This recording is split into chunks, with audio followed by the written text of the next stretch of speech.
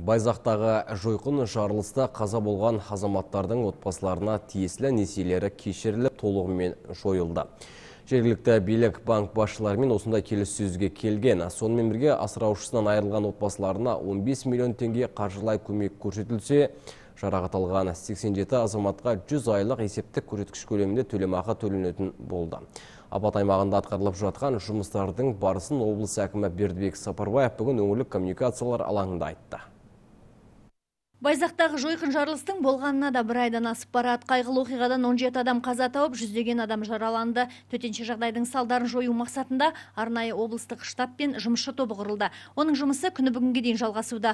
Облыс әкімі Бердібек Сапарбаев қайтыс болған қызметкерлердің әрқайсысына әлеуметтік паспорт жасалғанын атап өтті. Яғни әрбір азаматтың отбасы жағдай зерттеліп, қандай көмек көрсетілу керектігі тыңғылықты зерделенген. Заң талаптарына сәйкес қайтыс болған 15 азаматты жерлеу рәсіміне олардың зейнетақы қорынан арнайы қаржы бөлінген. Сондай-ақ асыраушыларынан айырылған отбасыларына да мөлшері 76 мың теңгеден 262 мың теңгеге дейін мемлекет тарапынан әлеуметтік көмек қарастырылыпты. Бұл қаражат қазан айынан бастап төлене бастайды. Әскери қызмет заңдарына сәйкес қорғаныс министрлігінде, төтенше жағдай министрліктерінде қызмет етіп, қаза тапқан азаматтарға да 5 жылдық әлеуметтік төлемақы төленбек.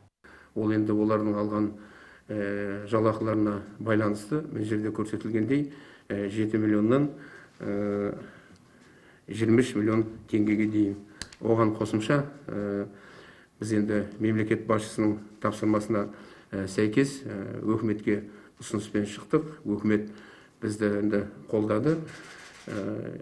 Республикалық бюджеттің есебінен әрбір қаза тапқан отбасына 10 миллион теңге, оған өкіметтің резервінен 170 миллион теңге бөлінді.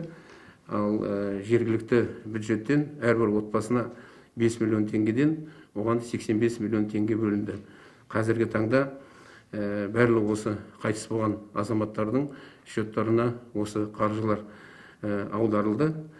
Қазір енді барлық нелерін, құжаттарын анықтағаннан кейін, мұрагерлерді анықтағаннан кейін осы қаржы төленетін болады. Енді оған қосымша біз енді әрбір отбасын зерттедік. Қай отбасында мынау банктерден алған несие бар. Осындай енді 47 несие табылды. Біз өкіметтің көмегіменен, мынау агенттіктің көмегіменен, қаржылай бақылау, соның нәтижесінде 3 банктың басшыларымен жұмыс жасадық. Оларға рахмет.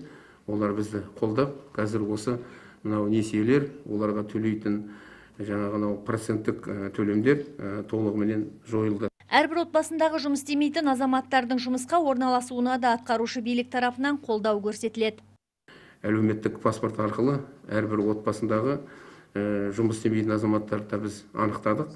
Қазір енді олар негізінен жұмысқа орналасты. Қазір енді 6 азамат қалды.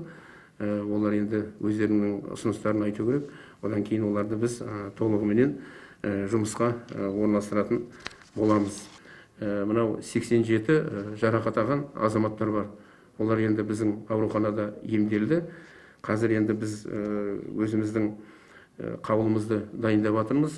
Біздің енді заңымызға сәйкес сол енді жарақат алған 87 адамға 100 МРП есебінде, яғни 291 мың теңге әрқайсысына төленетін болады.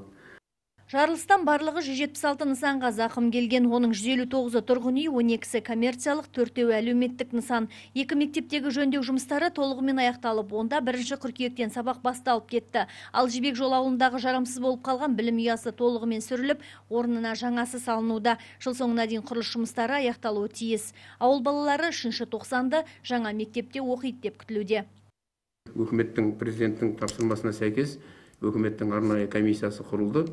Өкімет орынбасары бастаған Роман Скляр, олар осында басқа да министрліктердің өкілдерімен келіп, сол зақым келген елді мекендердің барлығын аралады. Одан кейін жаңағы айтқан арнайы жұмысшы топтары құрылып, Казнисаның мамандары келіп, олар осы зақым келген тұрғын үйлерді, мектептердің барлығын аралап шығып, олардың әрқайсысына мынау дефектный акт жасалды 48 объектіге. И одан кейін әрбір зақым келген үйлерге, коммерциялық нысандарға жаңағы бір мектепке өздерінің қорытындыларын берді.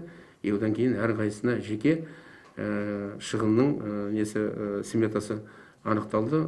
Соған байланысты мемлекеттің резервінен 1 миллиард 200 миллион қаржы бөлінді.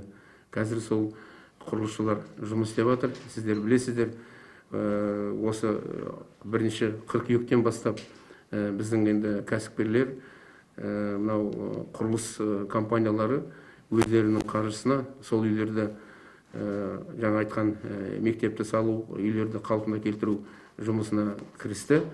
Жақында ғана мен тағы да ол жерде болып қайттым. Жалпы енді біздің енді жоспарымыз сол енді 35 үйді осы мынау қазан айында толығыменен аяқтау.